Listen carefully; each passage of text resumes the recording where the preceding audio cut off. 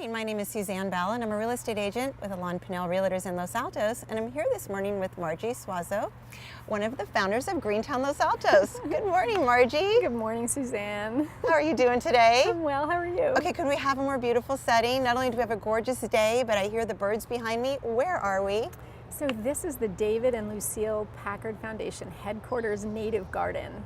And they planted this in order to provide habitat for birds and bees and other native wildlife, and also to significantly reduce water use. So we feature the Packard Foundation on a GreenTown bicycle tour. It's called our Historic Bike Tour. Okay. Because it is the greenest building by far in Los Altos. It features net zero energy, which means that they actually produce as much as or more energy than they consume, and very energy and water efficient features. Well, what a great example. Really? Right? Yeah. So let's just get into GreenTown then next. You've been there since the beginning. Tell me about it. I have. We've been around for a little over 10 years. We're a project of the Los Altos Community Foundation. We're really grassroots environmental organization. Yeah, I remember when you got started with it. We focused initially on kind of three policy areas: on climate change, on solid waste, and on land use. And on climate change, we were asking the city of Los Altos to develop a climate action plan. And I'm happy to say that 3 months after we started, they agreed to do it. And Wonderful. a number of years later, they developed the plan. So we have a plan in place to address climate change, which really arises from using energy that produces carbon emissions, such as from driving your car or using energy in your home. That's the primary source. So our second initiative on solid waste was really focusing on helping define the new waste contract. The city was looking at a waste contract after 50 years, and we helped them to identify a series of recommendations for what they should include in that RFP. They included virtually all of them, which was great. Our team worked really hard on that, looking at local other examples and the cost of service and what materials they were collecting. And so once Mission Trails started, we went from a 54% of our materials being recycled and composted to 71%. Margie, that's amazing. It was huge. Yeah, we feel really proud of that. You guys should be really proud of that, and that's who we use today. That's right. Yeah? Yeah. And then your next one? And so then we looked at land use, and specifically we created some storyboards, visions of what it could look like to have more sustainability built into the land use in downtown. Okay. Things like a little higher density bicycle and pedestrian access, better bike paths, and things like that, as well as a little open space. And while we're not working directly on that at this point, we are, a lot of those ideas have been incorporated into discussions about downtown vision. Wonderful. And so initially it sounds like you were focused primarily on policy, and now you're shifting a little bit to behavior, correct? That's right. So let's talk about the behaviors we're looking to educate on and how you're doing that. Thanks. So our 4 programs really focus on behavior shift in water, waste, WATTS, which is our energy program, and WOW, our walker wheel biking and walking program.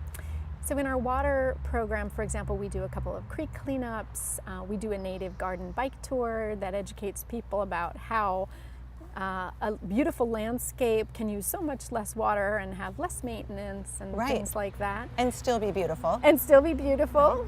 So, and then we do a couple of other things just in terms of educating and inspiring people about reducing their water use. And then on our waste program, we're really focused on helping people and reminding people, where does your waste go? In the blue bin for recycling, in the green bin for compost, or in the landfill bin. So we're actually out at the farmer's market. I've seen you guys out there. You have your vests on and you're out there at the farmer's market educating. Right.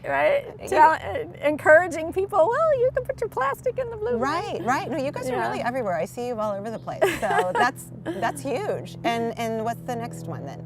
Well, and even in terms of waste, the other piece of that is really helping people understand that if they reduce waste to begin with, then they don't generate it. It doesn't have to go in a bin, right? So if you bring your own mug, or you bring your own bottle, or you bring your own utensils, bring your own takeout containers, those are ways that you can reduce your waste. That's another piece. And sometimes just having that awareness, I think, if they just think about it, then they will make the effort and make a big difference, right? I think that's very true. Yeah.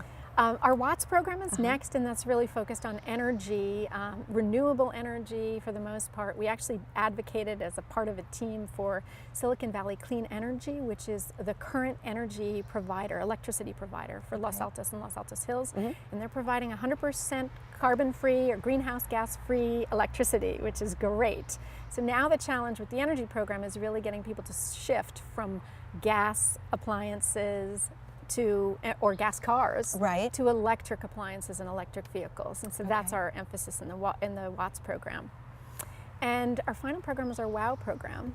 And there we work to encourage encourage biking and walking and carpooling to school and about town. And we see you guys a lot at the schools. Right, yes. Out and about encouraging the bike days and walk and bike to school. Yeah, so we work with PTA volunteers who are fabulous and who help really get the kids excited about walking or biking to school. And we know that if the kids walk or bike to school when they're young, they're more likely to do it later, which is great. So you really are trying to change these behaviors. So when they are older, then they might keep some of these with them. They might commute to work by bike, for example. One kid at a time, right? Yeah. And in that program, we also try to make it easy for people to come to festivals and things like that. So we provide bike valet parking service. Okay.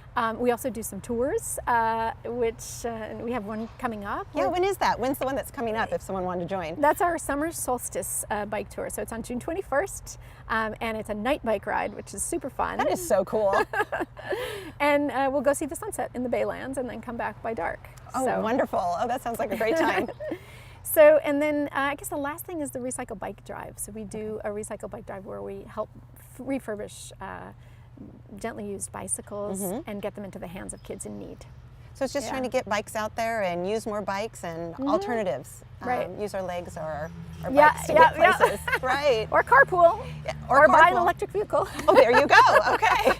And so you have a fun campaign going on right now that I've seen you at the farmers market with as well. We do. Straws. We do. Let's talk about the straws. Okay, that's our Skip the Straw campaign. And it started actually with a screening of a film called Straws. It's a short documentary film. We invited to that screening a group from Bowles Charter School, it's a group of middle schoolers who are focusing on a No Straws campaign. And it's so much fun to see the youth in the community get engaged about, what I'm so passionate about. That probably gets you really excited, right? Does. Once you see the kids excited. Yeah, because I mean, in the end, that's why we do it, right? It's for their future, and so to see them really understand that and get engaged, they're going to change the future, which is really encouraging. So our Straws campaign is really focused on it's two-pronged. Okay. One is on businesses, asking businesses to provide straws only on request, and when they're requested to provide paper instead of plastic alternatives. Which last week when I was in a restaurant in town, they did not give me a straw, and my friend asked for it because I was not going to take a straw after meeting with you, and they educated her on it. It was wonderful. Yeah, and she passed. It's happening. I think it's really happening. Yeah, and she passed. She did. That. She passed.